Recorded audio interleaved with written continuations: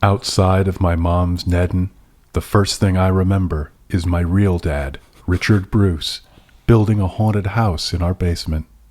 This is this is I Don't Even Own a Television. ICP Behind the Paint. 1, 2, 3. There are books that are good, there are books that are bad. There's some books so fucking awful you wish you never had read them at all, 'cause a novel can ruin your life. Hey buddy, I don't even own a television. Whoop whoop. Much motherfucking clown love. It is time for I Don't Even Own a Television, a podcast about bad books. I'm J.W. Friedman. I'm Chris Collision. Before we get started today, and this is 2 episodes in a row, so I know I apologize if we're beginning to sound like a broken record, but holy shit, this needs a content warning, because we're talking about a memoir of a member of the Insane Clown Posse, and much of which is self-mythologizing to some degree, and that which isn't, or possibly even is horrifying at times. There's explicit scenes of sexual abuse, right, stuff like that. Just the treatment of women is incredibly foul, etc. Everything you'd expect from a book about the Insane Clown Posse. Homophobic, transphobic. Obviously we're not going to wallow in it, but there's literally no way to discuss the book at all without at least touching on some of this. So, yeah. And it's worth mentioning, you're going to hear some words in this episode that are not words I would normally say, and I know Collision would not normally say, but because when you quote these fellows, it's really hard to get across the voice of these 2 gentlemen without including their colorful language. So please forgive us in advance. If we tried a Russian roulette segment where we were just trying to find randomly a selection without any words we definitely don't ordinarily say, that would be the longest segment in show history, because we would have to keep rolling and re-rolling for new fucking random pages. We would have to keep rolling. What? Yeah. So anyway, moving on. Yeah. What we're talking about is a book-like object, to turn a Collision phrase, called ICP Behind the Paint. And this is the first of a 2-parter. And I think you're going to find here in our first part, we're going to stick to our format a little bit and then go a little different in the second time around, because there's so much to unpack here that I think we have to give this book the serious treatment. Right. But you're going to need a palate cleanser later, just about kind of some of the silliness that happens. So if we're at all like Spinal Tap, this would be our shark sandwich, and the next one will be our freeform jazz odyssey. Exactly. And we're going to get lost somewhere in the boiler room between now and then. Almost certainly. Yeah. Let's actually level set here, because I feel like some of our listeners may be like me in that they don't know what the fucking ICP is. Oh, okay. Yeah. So, Jay, are you down with ICP? You know me. I couldn't help it. I know. It's just like one of those reflexes. If you walk up to somebody and stick your hand out, they will almost always reach out to shake your hand. If you say, are you down with something that rhymes with P and is 3 syllables, you'll almost get a, yeah, you know me. It's true every time. So I am down with ICP to the extent that I find them hilarious. Now, what is an ICP? An ICP is a clown posse, which is insane. Hence the moniker. And it's a group of 2 rappers who are part of a record label they started called Psychopathic, that includes an extended family of rappers who, bear with me, dress up like clowns, okay, and rap about murdering people with hatchets. So there's apparently place in the market for more than one such band. Oh, there are. One of them, in fact, this is so interesting. I was just talking to the F Plus the other night about the Insane Clown Posse for some reason. And one of the fellas from the extended Psychopathic wrestling family, we're foreshadowing something here accidentally. But Freudian slip there. Yeah, the Psychopathic Records family. His name is Blaze, you dead homie. Yep. And personal favorite, Anybody Killer. I mean, that's definitely a much more threatening figure than someone who could only kill ghost faces, if you think about it. Yeah, that's true. Ghostface Killer had a limited potential, but anybody killer, fucking sky's the limit. Yeah. Okay, so a couple of white guys who rap about being murderous clowns and definitely paint their faces, right? So hence Behind the Paint. Some of the savvier listeners may recognize that as also a reference to Behind the Music, which is a VH1 show that I think went off the air in about 2002. I didn't even get it. So this is part of my overall thing. Like, just to spoiler something, I don't think we've ever read a book by somebody who's more high on his own supply and less interested in anything other than what he does. Like, I genuinely believe that this man has never read a book. Oh, and that's totally true. You know, and like the fact that he's hip enough to reference a VH1 TV show actually genuinely surprises me. There's a part in this book where he gets excited because he gets a VCR and he can watch porn instead of looking at magazines. And it's like presented with the enthusiasm of a child who just got his first Nintendo game. Or a teenager who just got a hold of his first... You know what? Never mind. Let's... Okay. So we now know a little bit about what an ICP is. Should I even try to do a plot in 60? I think I should. I think you should, just because I want to hear, because okay, I'll be honest. I skimmed the fuck out of this because I already know a lot about ICP, which is a horrible thing to say, but true. As long as you're saying it about yourself and not me. And it's written in such a way that it's just really, really hard to get through. So I want to hear your plot in 60 seconds and hear how much of it diverges from what I actually already know about the history of ICP. So we could kind of do a fact-checking segment afterwards. Sounds good. All right. Well, here's a song. Nobody knows if you finish or not. You got 60 seconds to give them the plot. Plot in 60 seconds. All right, and it's time for the mythological tale. Let me loosen up here. Begin. This is a scare quote book by a scare quote rapper and scare quote entertainer and very real cultural figure, scare quote named Violent J. Violent J's story is a simple one. Poor white kid from Michigan makes it big by making fetish objects out of poor white kid objects and activities, including pro wrestling, store brand soda, horror movies and kung fu, elaborate revenge fantasies, saying things for attention, and being angry at literally everyone, literally all the time.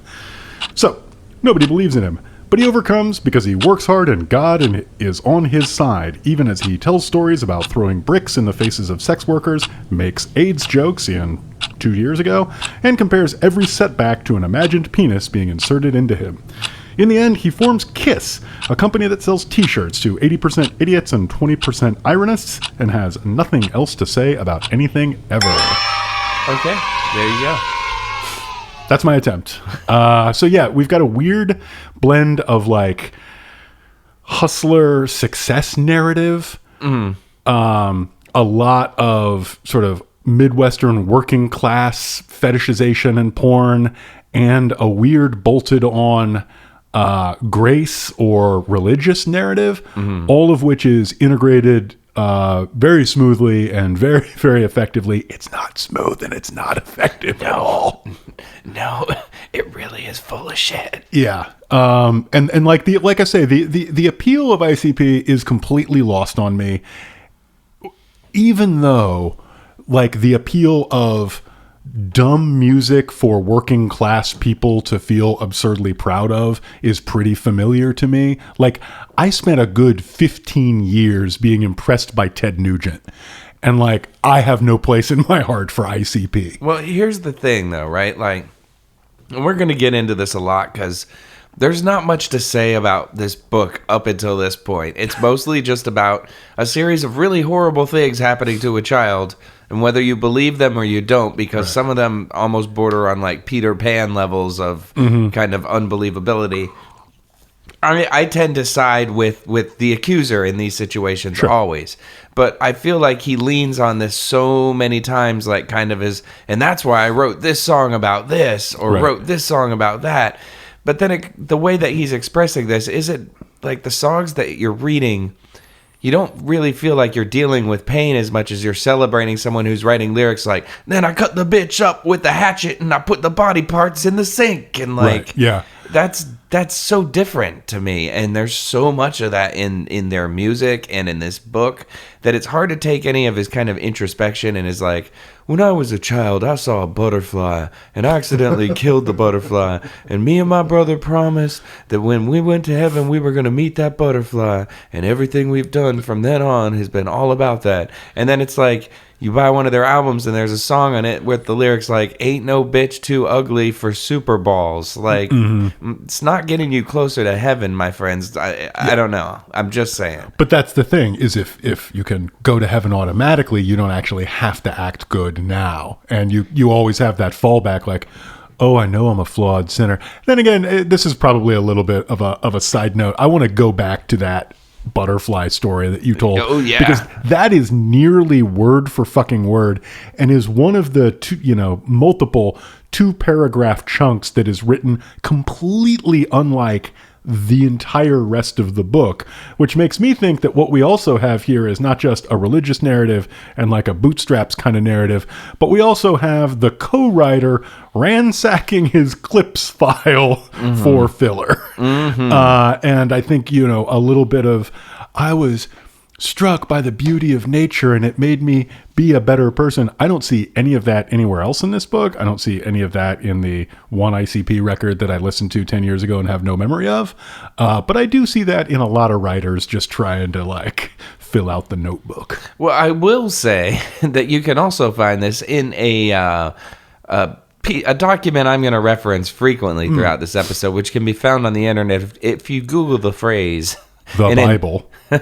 An intelligent look at the insane clown posse. Oh, fuck. Which is highly recommended reading, which also mentions this butterfly story. I'm sure sourced directly from this book. Is this like the rational Harry Potter or whatever it is? It's pretty damn close. Like he goes into every single one of their different albums, which are called Joker's cards, and like talks about what the symbolism of each of them means. Yeah. It's intense, but this dude basically says that whole butterfly story, that's the origin in the entire Insane Clown Posse philosophy, which somehow also involves a song called I Stuck Her With My Wang. You know that one moment in The Simpsons where Lisa is just like, I know all those words, but that makes no sense. That's my entire reaction to everything you just said, starting with intelligent look at Insane Clown Posse. Go read that. It'll take a good 2 hours and you'll leave feeling so confused. It's like a psychedelic drug almost. This whole book actually it's not like a psychedelic drug. It's more like being on downers.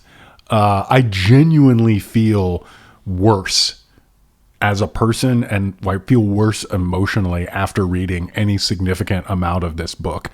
It's fucking horrible. And a lot of it, and I'm sorry, I feel like I say this every 3 episodes, but if you grew up like I did, which is not entirely differently in some ways than ICP grew up, but if you grew up like I did, you spent a lot of time in somebody's bedroom just trying to kill time. There wasn't the internet. Nobody had computers. If you were lucky, there was Mario Kart 64. There wasn't. Yeah. Few years. Yeah. And so basically what you would listen to is just people riff on shit. People make things up. People tell you stories that were obviously false. This is how I became a Rush fan, for example. This is how, I heard how many of my friends, turns out, like, I'd never seen them fight, but you'd be shocked the number of fights that they were getting in and winning when I wasn't around. With wrestling moves. Yeah. You'd be shocked at how much they understood about the world, despite having never finished a magazine. They knew the conspiracies and the hidden strings being pulled behind everything. And this book is 600 pages long. I knew a lot of 13-year-olds who had, like really bad coke problems before I met them, and they had to give it up, so that's why they wouldn't smoke a cigarette on top of the roof of the Little Caesars with me. Because they might go back to their serious coke problem that they had when they were 11. Yeah. Yeah, up in Canada with their girlfriend. Yep. Should we do some high points and low points? Yeah, let's do it. High points are high, And the points are low. high points. Low points, get ready to go. Okay, so let's go ahead and start out with some high points. Collision, are you ready to go? I more or less am. My first high point, and this is because I'm a very, very petty man, and I think ICP is maybe the only band, using the term lightly, who makes worse music, using the term lightly, than Kiss. And I think they basically are just kind of a, Kiss knockoff for kids who like beats more than guitars. So I'm very, very pleased that there are multiple instances in this book where the guy self-describes as too winded to rap at one of their shows. Because he's either dancing or running around or has just done a stage dive. So there's multiple instances where he was like, I was too winded to rap, so I just put the microphone down and let the beats play. The crowd wasn't into it. What can I tell you? We suck. And this happens a couple times. And those were tremendous high points for me. This is a man pushing 300 pounds at this point. It should be mentioned too, like. Although most of what we got through, he was still pretty skinny. This book is lavishly illustrated. Oh yeah, that's true. But yeah, he became a bigger guy later in life. But being too winded to rap as a rapper, I'm sorry, that's a high point. Yeah, it's kind of your one job. Yeah. So there's not a lot of literal emotion that comes across on the page in this book in any believable way, but there is one scene that is written also very much in the vernacular of Violent J that I love, where he's talking about his dog that died. Oh yeah, this is a very conversationally written book. I think that's the polite way to say it. Yeah. We're gonna get into that here in a second with a low point, but we got to start with a high point here. And I didn't write much in this book about how fresh of a dog Duke was because I didn't think y'all would be interested. But he was by far the freshest dog I've ever known, and I loved him as much as one being can love another. And that's Violent J talking about his dog Duke. And I liked that passage. It actually it brought a little tear to my eye, and maybe it's because my dog is having some health problems and stuff. But I was just like, you know what?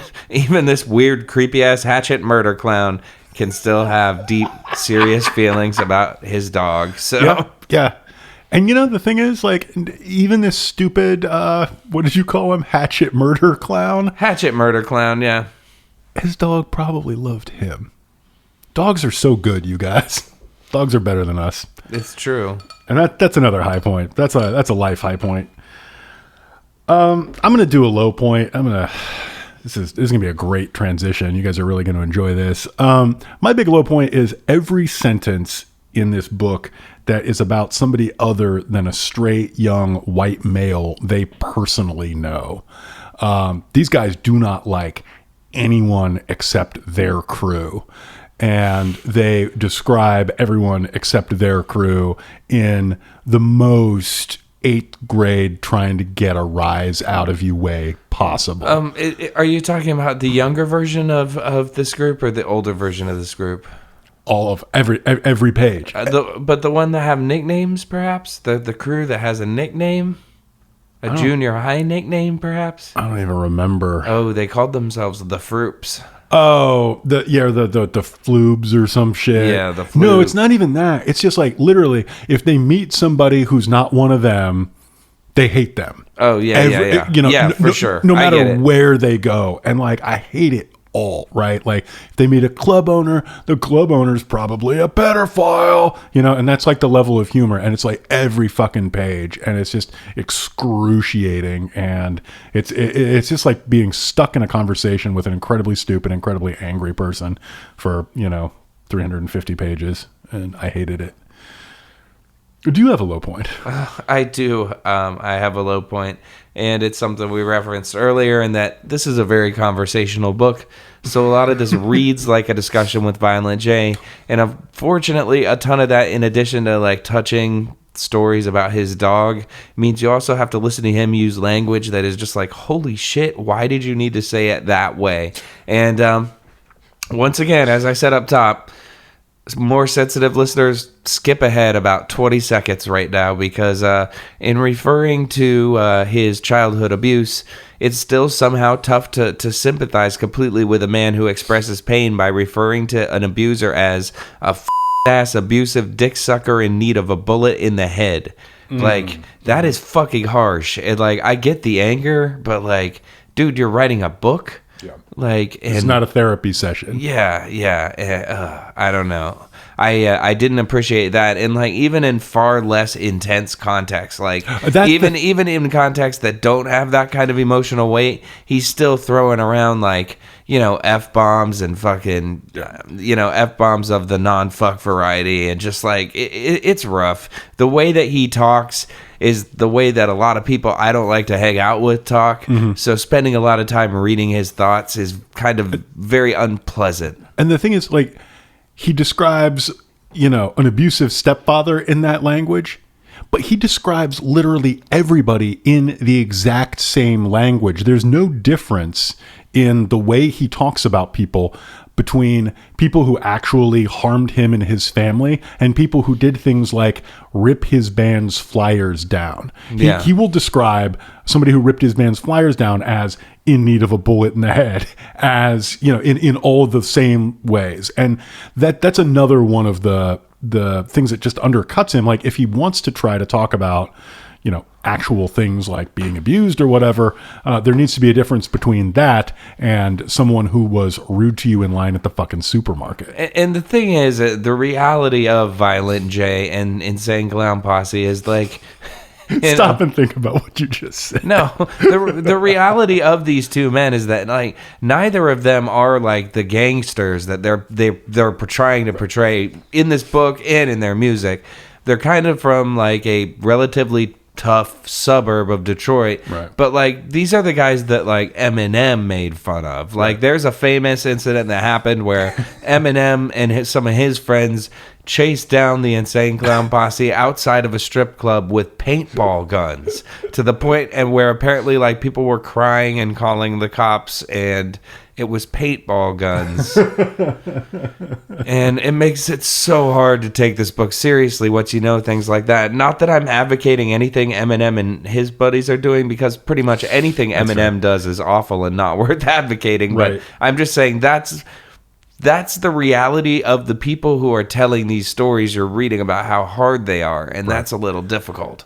I want to, something you said made me realize I need a special supplemental bracketed low point. Yeah. So this does not count as the main thing, but this really impeded my reading of this book. The main character's new, you know, rap name, and he renames himself at least 5 times in this book, which is kind of cool. I'm down with that. I'm a grown man who goes by Chris Collision on the internet. I got no problems. But he calls himself Violent J. I approve. But it made me like really uncomfortable, because I'm like, shit, I got to go over to my friend's house to Stately Satellite Studios and like record an episode about this. How can I keep straight who's Violent J and who's J? You know, like, I can't call him Silent J because it's a podcast. That wouldn't work at all. Yeah, and it's not one of those Kevin Smith podcasts that makes all the money. So. I can't, you know, I can't call him Non-Violent J because this man will punch a Nazi. That's not fair. I'll still throw down. Yeah, Exactly. I mean, I'll put you in an armbar. Don't fuck around. And I'm a terrible rhymer. So I like that literally exhausted, you know, and I spent hours on this instead of reading this pile of garbage. I spent hours trying to figure out how to refer to you to differentiate you from Violent J, and completely failed. So that is a major bracketed out of sequence low point for me. I've got a real slant rhyme for you, and it's Diamond J. Diamond J. And so I always saw you as kind of a Diamond Joe Quimby guy. Oh, I was thinking more like DDP. Bang. I think both of those are appropriate. Okay, sidebar over. Back into the main thrust of things. Do you have a high point? And I know that's asking a lot right now. It really, really is. But this high point involves their backyard wrestling situation. That's not a surprise. It's some good stuff. Long before we started rapping, we formed our first backyard and living room wrestling federation, Oh, and living room. Yes. I didn't catch that. the TTW, Tag Team Wrestling. This was 1986, so all you biters and haters who think that ICP are on backyard wrestling's dick, just know we were doing that shit back before all them jackass marks were crying because Wham broke up.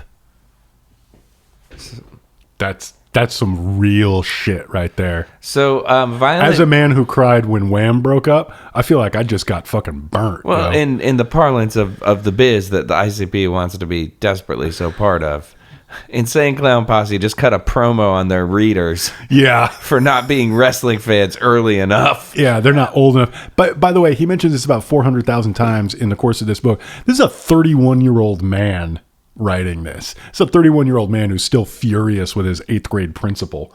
So I have a high point that's actually not dissimilar, and like yours, involves a little bit of a reading.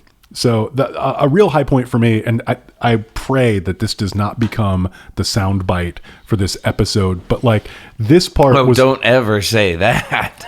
This part was where I found this extremely relatable, and you know that says about me whatever it says about me, and says about ICP whatever it says about ICP. Is it going to be the part about wearing geeky shorts?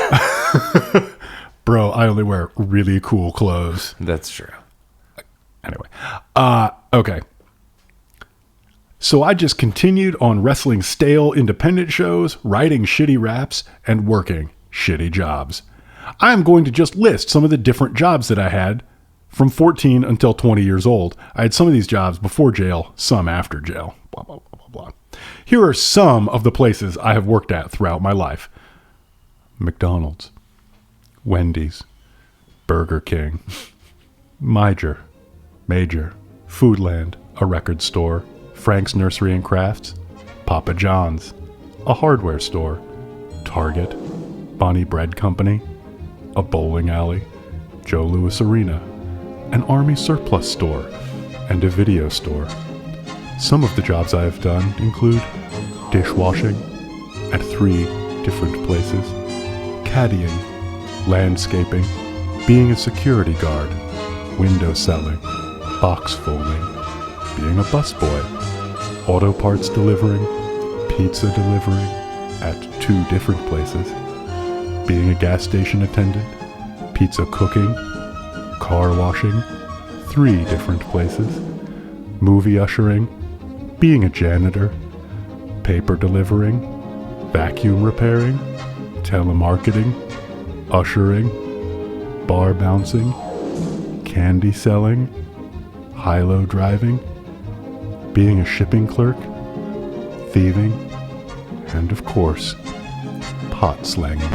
Whoop, whoop, motherfuckers, much clown love. Let's go to break. You don't spit into the wind.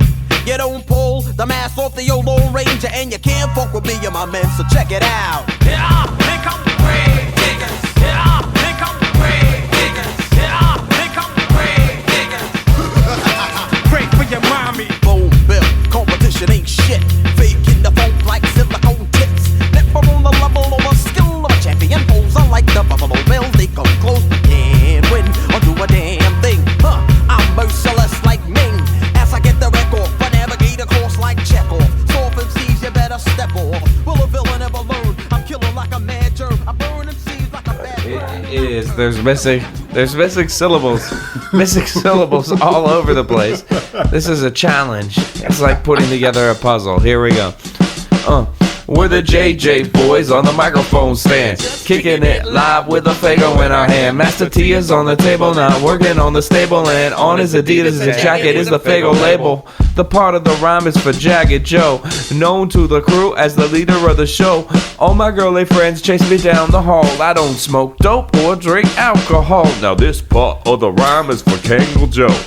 When I'm on the mic, I steal the show. Can't go on my head, Adidas on my feet, gold around my neck, I look like Mr. T. This next part is for Master J. I rock all night cause I sleep all day. I'm always drinking Fago, that's a fact. And if you got beef, better change your act, motherfucker. That's real shit. Damn. I don't know what just happened. I'm personally hurt that it was not described as the JC crew, but whatever. It's all good. It's from the. I just read it directly from the book. I just tried to give them different character voices. It's important for each character in this lush tableau to have its own identity, and so you really know who's who. You know who's Master J and who's whichever guy had the low voice. I think that was Kangol Joe. Kangol Joe. Yeah, that's correct. You know, because he wears a Kangol hat. Yeah. That's actually one of the difficulties with this book is apparently this guy's name is Joe, and so is everyone else in his life. There is, I don't think, like, both Shaggy and Violent J are named Joe. That's a problem for me. It is. It's problematic. You could see why they invented incredibly silly nicknames right off the bat. One thing I did not actually realize, and I should have called this out earlier. So I was complaining that occasionally this book will like just drop in something like a shitty horror story.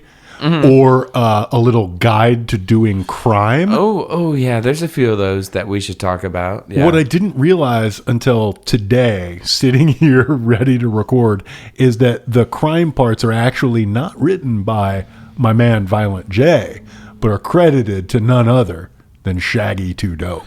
Oh, there's one scene for sure where Joe, who becomes Jay, and his little brother, they're hanging out with this guy he's of a violent element, and he sleeps over at their house. Right. And they see a figure walking up the stairs at night, and they can see it, and their buddy can't see it, and later on they figure out that figure was God. Yeah. And our buddy couldn't see God because he was evil. Meanwhile, we grew up good and rapped songs about I stuck her with my wang. Right. Yeah. This is a phrase you'll hear me use repeatedly throughout this show because that is literally the name of an Insane Clown Posse song. And it's about literally what you think it is.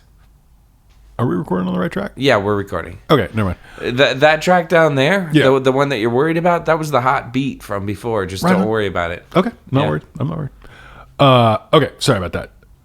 Are we ready? Are we really ready to dive in and give this shit a dramatic reading? I believe we are. So Are we fresh enough to give this a dramatic reading, or is reading this going to come across as stale, Jay? Because this is a word salad that is at least 40% comprised of the word ninja, the word fresh, and the word stale. Okay, so ninja, first of all, just like to say, very clever way to avoid dropping M-bombs when you're a white rapper. Much respect to both Insane Clown Posse as well as former Pitchfork columnist Tom Brehan, who was also known for this quite a bit. Ouch. So, yeah. But friend of mine. yeah, I mean, Unfollowed him because he wouldn't follow me back. no, I'm sure he's a super nice guy, but for a while he did that. Like he'd be writing a review of a T.I. album and be like, "My ninjas, listen up," and it's like, maybe just don't do that. Right. Yeah. Anyway, I mean, it is tough if you want to rap along at home and you're like me and you're not comfortable rapping every single word that gets said. You know, you look for things. I think Ninja is fairly clever, and if you absolutely have to, Jeffy. I've made a lot of songs about my friend Jeff by replacing it with Jeffy. well, all right. I'm a white dude. I've done a lot of rapping in my life. If anyone ever wants to have a serious conversation about this with me, go ahead and hit me up on Facebook. We'll talk about when it is not acceptable to rap along with those kind of words. Right. Because I have a very detailed theory, but it's not one I want to get in the air. I'm sure you do have a detailed theory. My detailed theory is I'm just going to go ahead and say Jeffy and look like an asshole. Yeah, cowboy works really well too. Ooh, Yeah, my cowboy. yeah, totally. I think that is probably how about a third of the things that get recommended to me on Amazon got written. With just that kind of word replacement. Yeah. Anyway, I think we are done clowning Oh around. Jesus. Let's get dramatic. Dramatic readings. We're gonna make it sound recorded. Dramatic readings. Yeah, I got some words for you. My brother, Rob, was the only reason I ever cared about anything. He always made it all make sense. He always made me want to be a better ninja. He is There it fucking is again, right there, by the way. They're not training in ninjutsu. he's really not. Yeah. He is what made being a floob so special. He was the reason that being poor was something to be proud of for us. Everybody in the world dissed and looked down upon the Bruce brothers, but with Rob as one half, I was happy as hell to be the other. Time crept up, though, and stole my brother from underneath me. Suddenly, he was in the army, and I think that's what really sent me off the deep end. As I mentioned before, with my mom having so much trouble raising my sister, Rob and I basically raised each other. Only now, Rob was gone. He was always my anchor. Without him, I was lost. There was no more Bruce brothers, and no more floobs to hide behind every time life seemed shitty. It was just me and the streets around me in Oak Park, Ferndale, and Southwest. Just me and the streets. I was alone and pissed off for the first time in my life. Not about Rob being gone. I was happy for him. Him being gone just opened a lot of bad windows and doors in my life. I wasn't blind to the bad shit anymore. I could see it all and had to deal with it all alone. I fell off hard with no net. I was mad at everything. I never got into drugs, but that's just because my friends weren't into them. Collision, are you still talking? Oh, yeah. Months after leaving for the army, my brother sent us this super ruthless mace. It was like army-issued tear gas or something. We'd spray people with that, just to see them rolling around, grabbing their faces as we took off. All we did was beat up rich people, or anybody with a mouth. Sometimes the fights were with other crews who thought they were hard. We would rush them with all the weapons in my car and leave them broken and bloody. Another time, I was driving on the freeway by myself when a carload full of drunk teenagers pulled up beside me and started flipping me off. No. It's a tough motherfucker. Jesus He's seen some shit. Oh, man. Hey, it was either that or the description of how he lost his virginity, man. Like, what do you want? Yeah, there's not much to go on here at all. Which is why for my dramatic reading, I picked one here, which was...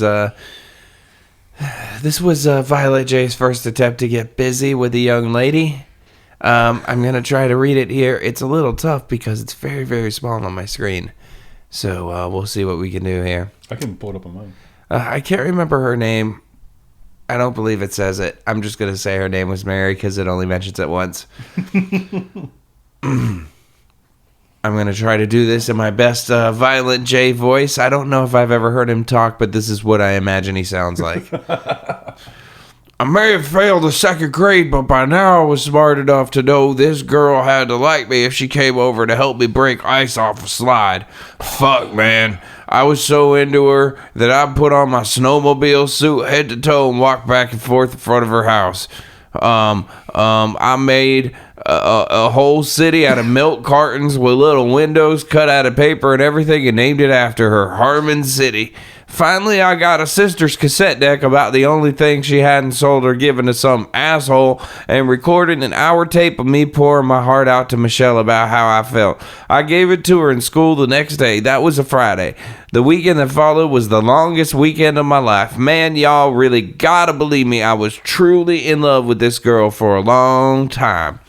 The following Monday, she handed me back a different cassette tape. I couldn't wait to get home and listen to it. I put it in and pushed play, just geeked as hell. Right away, I could hear my tape going in the background. Hello, Michelle, this is Joe Bruce. And then right after that, the unmistakable sounds of girls laughing. Not just laughing, but laughing at me. They were giggling, and also they were quoting all the things I had said, busting on me like I was the joke of their little slumber party. Then it happened. Michelle said, "Hey, Joe Bruce, this is what I think of you." She cut a fucking fart. Now, You never hear bitches fart, ever. It's like an unwritten law that they don't fart in front of guys. So for her to fart at me like that really showed me how much she did not give a fuck how I felt.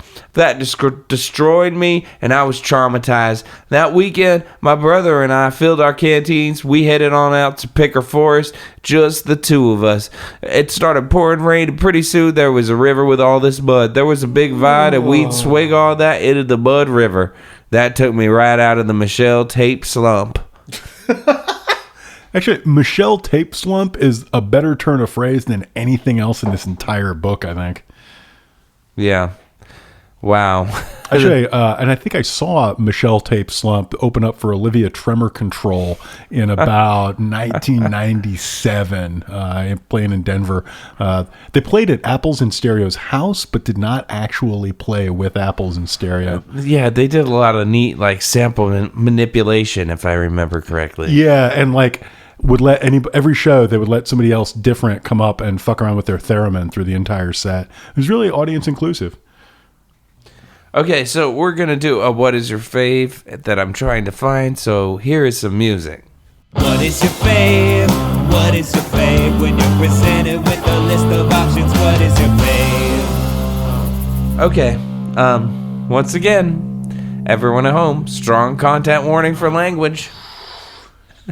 But this is going to hurt, isn't it? It will.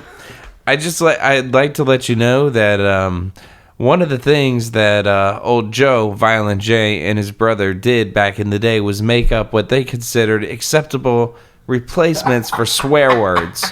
So this is a list of what he and his friends would call swear words that were acceptable. And some of these range from, that's cute and adolescent, to holy shit, what the fuck? All the way to kill it with fire. Yeah, so get ready, and you're gonna have to pick what is your fave. And by what is your fave, I guess what I'm saying is, what is the one that upsets you the least? Okay. So what we have here are these: dick, wang, fuck, frick, bitch, witch, homo, shit, sheet, cum, skeet. Way ahead of its time, by the way. Just wanted to say.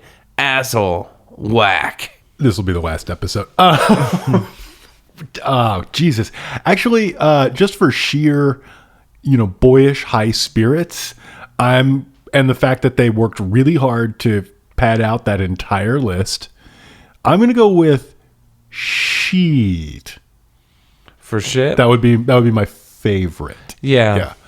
It's vaguely racist, though. You are doing kind of that Cheech and Chong thing, yeah. Oh, yeah.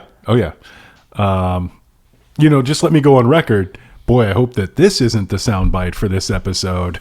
Nah. No, my favorite is skeet for cum because I feel like they easily, by like 25 to 30 years, kind of predicted a legitimate euphemism. So, good job, boys. I hate to naysay, but I want to point out two things. One, every time he quotes himself as a child, he quotes himself cussing and then includes a paragraph after that says, I didn't actually start cussing till I was 17. This is just dramatic license, yo. What? The other thing is, given when this book was written, so my point there is we know that his descriptions of his childhood are inaccurate and that he doesn't care. I see. Two, given when this book was written, that could have been just another retcon. Yeah. 100%. No, I do agree with you. This is me refusing to give them credit for anything other than realizing that, as I said before, there was an unborn generation of Kiss fans who just didn't groove on guitars and were waiting for something else. It's true. And Get Low was, that's not a recent song. No. There was skeeting happening in rap music pretty far back. I think the timeline works. Yeah. I think, okay. I'm willing to concede. I'm sorry. So now you have to pick a new favorite, and I'm sorry to no-sell your favorite there. Oh, well, now I got to open up my list again. Let's see here. Let's see. Is it witch? Is it whack? Yeah, I think I'm going to go with frick for fuck. That's a classic. Just because it's one of the ones that doesn't feel like explicitly racist. So Can I get into something kind of nerdy for a second? yeah. Okay, so what was the last one? It was we would replace asshole with whack, Yes. right? That means that according to him, he was saying sentences like, yo, Mr. Briggs, our shop teacher, is a whack. He's a real whack. He's a real whack. That guy's such a whack. I can almost buy that, but I don't think so. I think, like, I can imagine, I've heard lame as an adjective my whole life. Yeah. And I've heard a few people say a lame. And Like, we've lived long enough to hear like the word fail kind of like move in Exactly. its linguistic usage. Yeah. But I've never heard anyone use whack as a noun unless they're talking about like a good strong sharp strike with an object. right, exactly. You Which is cannot spelled differently. and pronounced slightly differently. Yeah. So I can imagine saying that guy is a whack rapper. I cannot imagine saying that guy is a rapper and a whack. Like, that doesn't work. And you definitely can't say that guy is a whack who also raps. Like, it just doesn't work. What I'm saying is that these guys, one of the things I like about hip hop is that you get people who are very interested in language and good at manipulating it. Those people, Well, let me tell you, those people are not in the Insane Clown Posse. So those people do not write a book that is 40% by volume, the word ninja, the word fresh, and the word stale.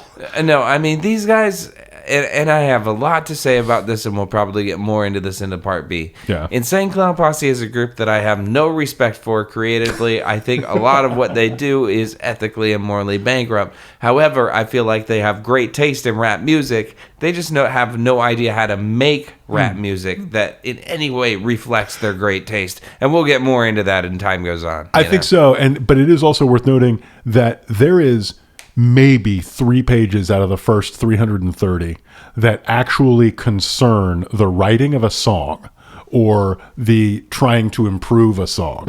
There's a lot of pages about flyering. There's a lot of pages about networking. There's no pages about your craft and trying to improve it.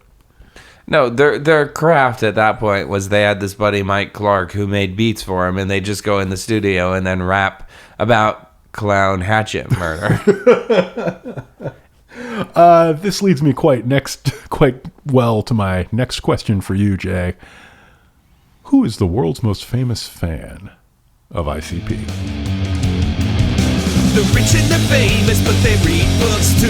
The rich and the famous, but they're only a little better than you. All right, so most famous fan. We try to figure out the most famous person in the world that's a fan of not just the people we're talking about, but Yeah. this book.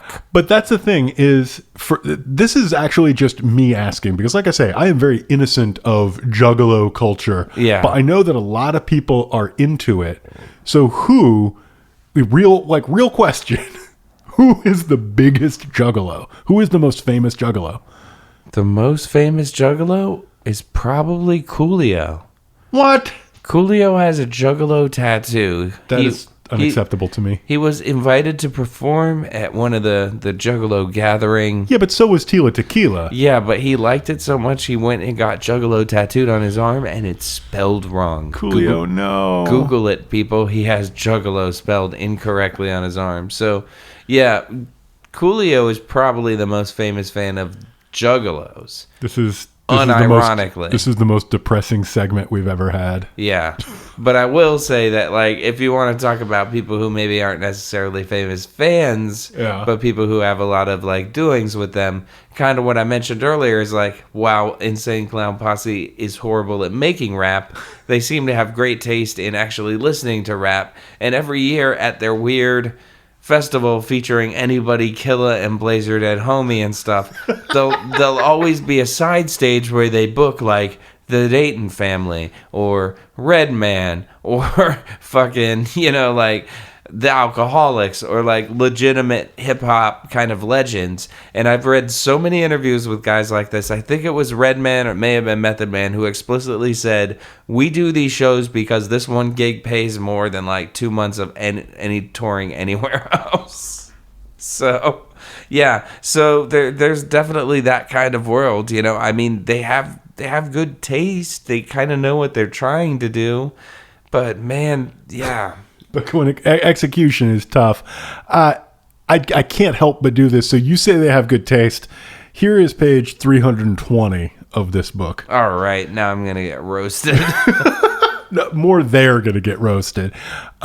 Jimmy Iovine, I don't know how it's pronounced. The president of Interscope Records flew us to L.A. to talk about signing us.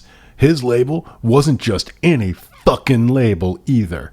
They fucking had everybody who's anything in hardcore music. I'm talking about Marilyn Manson, 9 Inch Nails, Limp Bizkit, Primus, and not to mention the entire Death Row Records camp.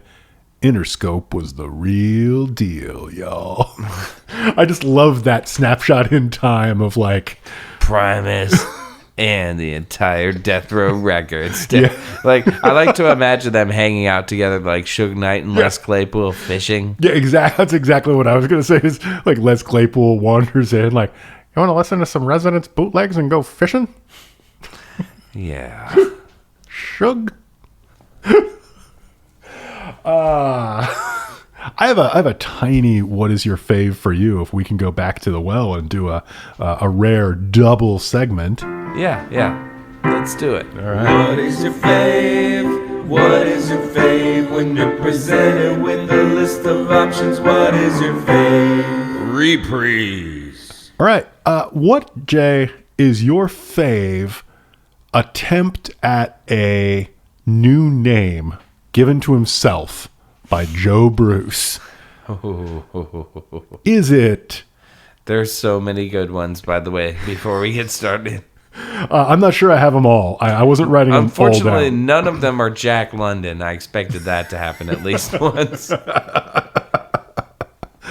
All right. Okay. Do you prefer Corporal Daniels, Daryl Dropkick Daniels, Fago Joe, or Footwork? All of these are so bad. But I'm going to say Fago Joe just because I assume we're talking about this is his wrestling names, right? Yeah, these are mostly all early wrestling names. And Or Violent J. Do you think Violent J is actually his best bite at the apple? No, because he's not tough at all. Fago Joe works good because you can imagine his whole gimmick is he comes out with bottles of Fago and he shakes them up and sprays them on the crowd. So, okay, Fago Joe. Right. And plus, 3-syllable name the crowd could chant, Fago Joe. That's pretty good. Fago Joe. So, I have a soft spot for Dropkick, though, because it's so hilarious to Yeah, name yeah, yourself yeah. after a very basic move. yeah, but the idea that behind naming yourself Dropkick is that you have to believe a dude the size and conditioning of Joe Bruce is capable of doing a dropkick. And Let's stick on this point for 1 minute. And I say this as a guy who wrestles on the local circuit. You may have seen me. I'm Irish Whip Chris. Not only did he... Chinlock Chad Mahoney. Exactly. Rest hold Rusty, hailing from parts unknown. Anyway, so he claims to have done an awful lot of backroom wrestling or backyard wrestling, right? He says at one point his signature move is a reverse moonsault from the top rope. Wait, a reverse moonsault? I think he says reverse. Maybe he just says moonsault. Okay, because a reverse moonsault is a somersault. Right, a reverse Yeah. moonsault. Yeah, exactly. Just want to point that out. Right. And he notes that he has ended many a fight with a reverse suplex. He says reverse a lot, or maybe I say reverse a lot. And he describes one time running up on a kid, blindsiding it, like grabbing him from behind and giving him a DDT in the middle of a street. Now, for those of you who don't know what a DDT consists of, you're standing in front of somebody who's facing you. You put them into a headlock so that their head is facing down, and then you fall backwards, driving their forehead into the ground. Now, it's important to note at this point that the only way this move works is if the person you're doing it with is willing to bend down and allow you to put them in a headlock in such a way where their body is bent in a 90-degree position. Right. And then when you Just like in a real fight. you're pulling them down. Yeah. So they either have to be doing this deliberately or already unconscious. Just like in a real fight. Just like in a real fight. And he says he ended a fight like that. And that was probably the moment at which I realized what I was in for with this book, which is just sitting in the car with your buddy's, older brother, and he just won't stop bullshitting. Yeah. No, there's a ton of bullshitting, and there's a ton of bullshitting to come, which makes this really exciting.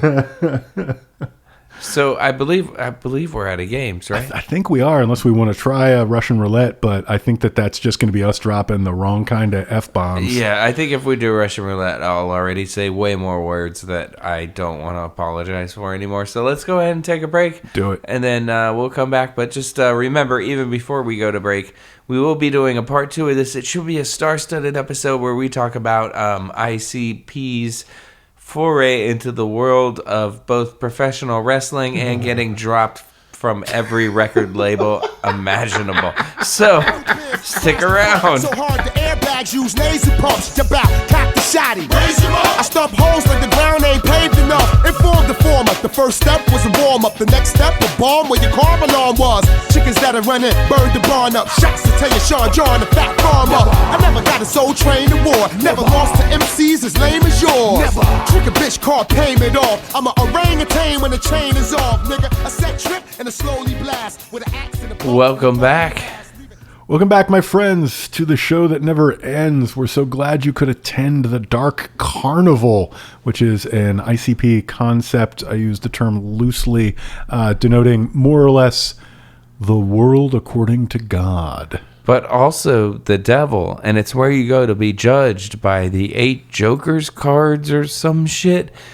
Oh man, there's so much convoluted philosophy. Once again, I cannot recommend enough an intelligent look at the Insane Clown Posse, because it's written by a true believer, and they want to explain all of this lore to you. And it's like, why is there all this lore around a band that dresses up like clowns and raps about hatchet murder? I will say, for basically a Kiss tribute with even less songs, or a Gwar ripoff with even less songs, production value, or entertainment value, to then go ahead and slather on this psych, it was a Christian project all along, wink, on top of it. That's actually conceptually the only interesting thing going on here, I think. It is kind of clever. I mean, there's no doubt about, once again, the intelligent look at an Insane Clown Posse. The last couple segments of it are definitely, there's a lot of kind of psychological acrobatics being done and stuff to kind of justify the fact that, wait, but this actually meant it was Christian all along. Because once again, as I mentioned before, this is a group with songs entitled I Stuck Her With My Wang. And like I said, I was on a road trip years and years and years ago and rolled through the city I'd grown up in and hung out with my best friend. And he was working at a record store at the time. And he played me a Insane Clown Posse record. I do not remember which one. The only thing I remember is I believe one of the songs heavily involved a chainsaw, but I'm going to go out on a limb and guess that does not narrow down the field all that much. No. So, anywho, fuck ICP. We should note explicitly that this book, like Object, is long out of print, and was brought to us by a listener who somehow acquired a PDF copy of it. Oh, yeah, for sure. So thank you very much, Matthew. Fake last name, except the part where you said, gosh, this file's real big, and didn't say, gosh, this book is 600 and change pages long. Hence the two-parter. Way to bury the lead, guy. Yeah. I'm a little mad at you in that you brought this book into my life, and it has actually legitimately reduced the quality of my life over the last week. We both got so excited when we heard, oh my gosh, ICP memoir, and then 620 pages. That takes a lot of wind out of the sails, folks. But seriously, we love you all, especially those of us who support us on Patreon. This episode, like all episodes, is brought to you by those people. Do you want to be one of those people? You should want to be one of those people. Go to patreon.com/IDEOTV pod. End of ad for the moment. Yeah, check it out. If you like what you hear, consider funding it. Yeah. Or just consider listening and not funding it, and we won't think any less of you. Exactly. We'll still keep giving you the same free goodness you come for every 2 weeks. At the very least, bother your friends. Tell them you like the show. But tell your dog. Whatever. Anything you can do helps.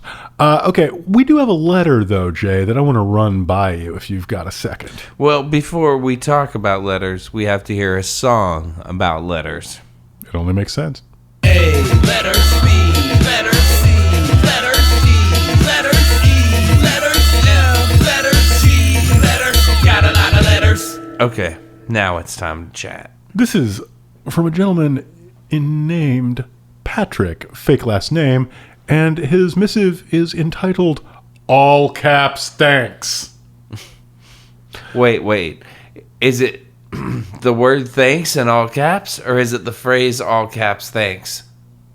It is the phrase all caps thanks in all caps. Oh my gosh. Yeah. So, I mean, you see why I had to get a little loud there. And it goes like this. Hello, IDEOTV. I'm a librarian in Durham, North Carolina, and my colleague Allie introduced me to your glorious podcast. Hi, Allie. That was him, not us.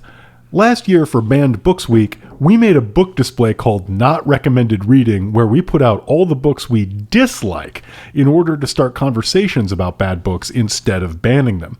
So I'm happy to say that when we do it again this year, I'll be adding as many of the titles you've covered as we have in the library.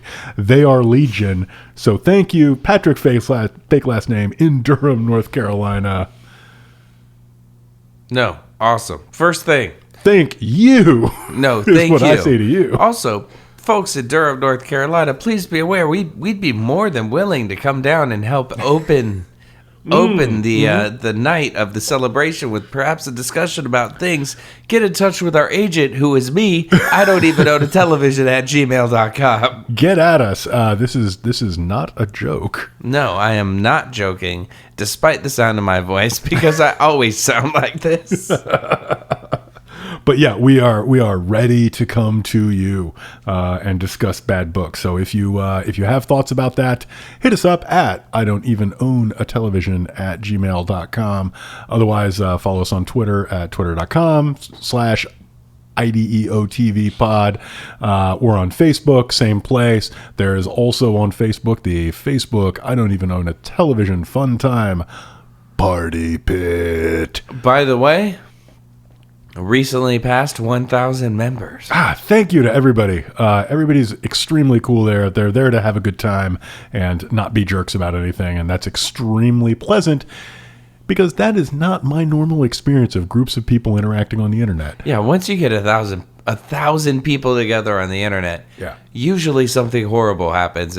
But so not here. Far, nothing horrible. No jerks. It's really unpleasant. Well, I mean, I can't say no jerks because I am active there. That's Wink. true. I post there sometimes too, and I'm pretty much the jerkiest of jerks.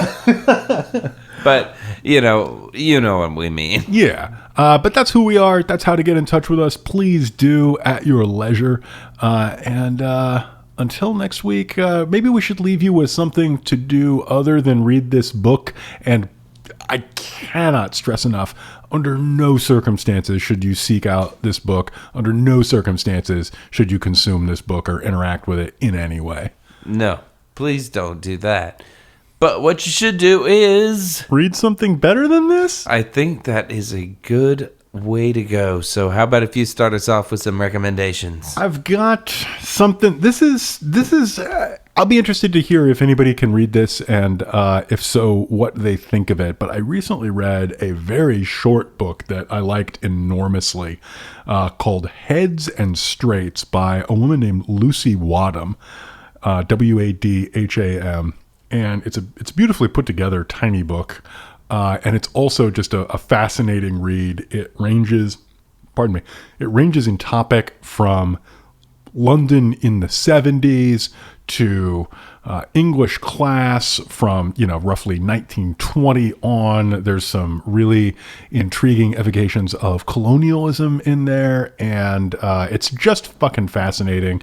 And if you can find it, I recommend it. If you can't find it, I don't know, just like go read a magazine or something. Harper's is good. Yeah, all that stuff. It all rules. My recommendation is more horror because people who listen to the show know I love weird fiction. Ring, ring, and Laird Barron wrote a series of short stories called Occultation quite a while ago. There's like 9 or 10 stories in it. They're all scary as fuck. Highly recommended if you want to freak yourself out. Definitely like turn the lights off, like read on like your lighted reading device or with some kind of desk lamp. And just freak yourself the fuck out because it's good. Light a candle. Treat yourself. I'm down. I know you think candles are going to break your budget. Little internet joke for everybody at home. But no, just buy a candle. No, I'm more worried about candles burning my house down, to be honest. I get that. I drink a lot when I read. Lock the cat in the other room. You're probably going to be fine. Yeah. But yeah, anyway, so I believe that's about it. So until next time, what should people do? Well, there's only one thing to do and only one way to do it. What's that? Ride the crab. All right, let's bring to the stage. Yeah, Your Highness, live from the bricks, 1-6. Peak wide, bang your head, break the drumsticks. Verbal assault, rhymes ripple through the mix. Specialist with the smash hits, catch your flicks. Savagely attack this, blast with accurate aim. Spark the flame, burn this in proper vein. Ride tracks like a soul train, hold your brain in the state of shock. Make them drop, it's a cold game. I bang with the big boys, those who hold names. Amateurs get hung with their own gold chains. I swing blades, best bring grenades against a true master. Way beyond your freshman attempts. Spent rounds on the floor, evidence of the war. It's on till the death till we settle the score.